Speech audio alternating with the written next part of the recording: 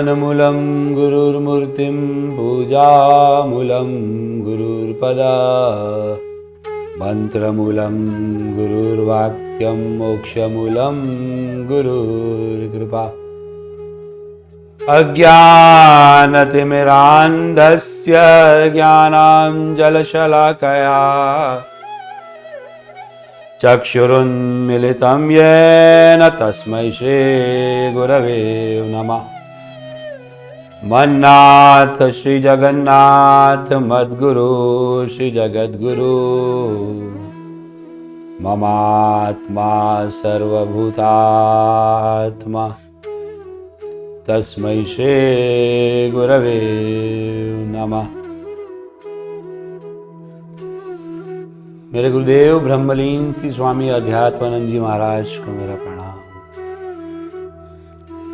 सब श्रोतागण को मेरा प्रणाम। आज फिर से एक बार आपके सामने एक कहानी लेकर उपस्थित हूं। ये कहानी है एक राजा की। ये कहानी है एक कठियारे की। एक बार एक राजा जंगल में शिकार करने गया। शिकार करते करते अपने रक्षकों से सैनिकों से बिछड़ गया। वो रास्ता भी भूल गया। दोपहर की बहुत ही तीव्र धूप, और ये तीव्र धूप में उसे भूख लगी। अगल बगल में कोई नहीं दिख रहा था। थोड़ी दूर उसे एक कठियारा दिखाई दिया। उसने बड़ी विनम्रता से कठियारे से कहा कि श्रीमान, मुझे बहुत भूख लगी है, मैं राजा हूं, मुझे कुछ मिल पाएगा? कठियारे ने कहा, महाराज 2 रोटी है, एक आप खाइए, एक मैं खाऊं। राजा ने वो रोटी खा ली, संतृप्त हुआ, पानी पिया, और कठियारे ने वो जंगल से महल का रास्ता उन्हें दिखाया।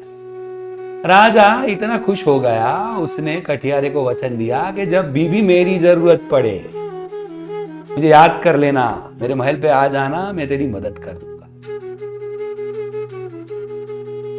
बहुत साल बीत गए। एक साल कठियारा महल में आया, और महल में आते ही राजा को प्रणाम किया। राजा कठियारा को पहचान गया और राजा ने कहा कि क्या हुआ, क्यों आप दुखी हो? कठियारे ने कहा, अन्नदाता, मैं जो जंगल में लकड़ियां काट रहा था वो जंगल तो साफ हो गया, अब मैं क्या करूं? आप मुझे कोई थोड़ी छोटी सी जगह दे सकते हैं आपके जंगल की, जिससे मैं मेरा कार्य निर्वाह कर सकूं? राजा ने कहा कि आप कल आना, मैं सबसे बातें करके निष्कर्ष पर आऊंगा। राजा ने अपने मंत्रियों से और विद्वानों से बातें की और तय किया कि दक्षिण छोर पर जो एक चंदन के वृक्ष के जंगल का टुकड़ा है वो ये कठियारे को प्रदान करे। कठियारे को वो छोर प्रदान किया गया। बहुत साल बीत गए और अचानक एक बार राजा को विचार आया कि ये जो कठियारा है वो तो धनवान बन गया होगा, उसने अपने महल बना लिए होंगे, चलो एक बार जाकर जरा मैं उसे पूछ तो लूं। वो दक्षिण छोर पर गए, वहां पर कुछ नहीं दिख रहा था। उसने अपने सैनिकों विद्वानों से पूछा, ये यही चीज है, वही जगह है जो आपने दी थी? सबने सोचा, देखा, जांचा, परखा और बोला, हाँ महाराज, वही जगह है। थोड़ी दूर 5-7 चंदन के वृक्ष के नीचे ये कठियारा दुखी होकर बैठा था। वो चिंतातूर था। महाराज ने वो कठियारे से कहा कि क्यों तू चिंतातूर है? कठियारे ने कहा कि महाराज, आपने मुझे चंदन का वृक्ष जो कुछ भी दिए थे वो मैंने काटे, अब इतने ही बचे, मैं क्या करूं? राजा अचंभित हो गया। राजा ने पूछा, वो वृक्ष काटकर तूने क्या किया? कठियारे ने कहा कि महाराज, मैंने उसका कोयला बनाया और बेचा। महाराज ने 3 बार अपना सिर कूटा और ये सिर कुटकर उन्होंने बोला कि ये चंदन का वृक्ष है, ये बेशकीमती है, इसका कोयला नहीं बनाया जाता, इसे बेचा जाता है अमूल्यता से। कठियारा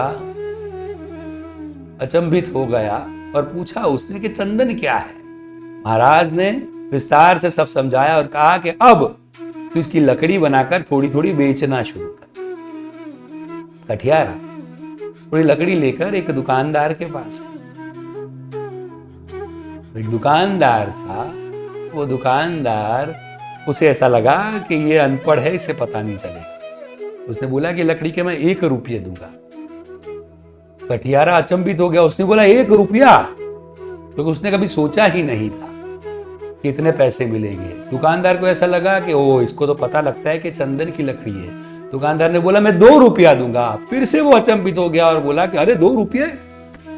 दुकानदार ने बोला अच्छा मैं 10 दूंगा। लेकिन बगल में एक दुकानदार था जो देख रहा था कि इसको सब पता है और दुकानदार इसे कम दाम से लकड़ी ले रहा है चंदन की। उसने बोला भाई यहां पर आओ, मैं 100 रुपए दूंगा। वो जो कठियारा था उसकी आंखों में पानी आ गए कि अब तक मैंने पिछले इतने सालों में जो चंदन जैसी चीज थी उसका कोयला बनाकर बेचा, जिसके कोई दाम ही नहीं थे कोयले के। अगर मैं बेचता तो ये दिन मुझे देखना न पड़ता। हमारा शरीर भी ऐसा है।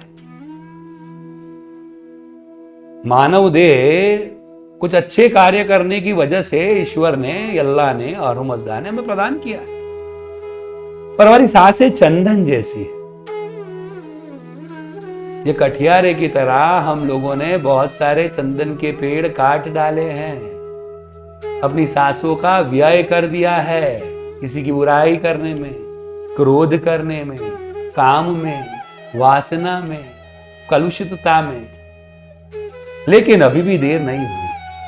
हमारे पास थोड़े बहुत चंदन के वृक्ष पड़े, थोड़ी बहुत सांसें चंदन रूपी हमारे पास है।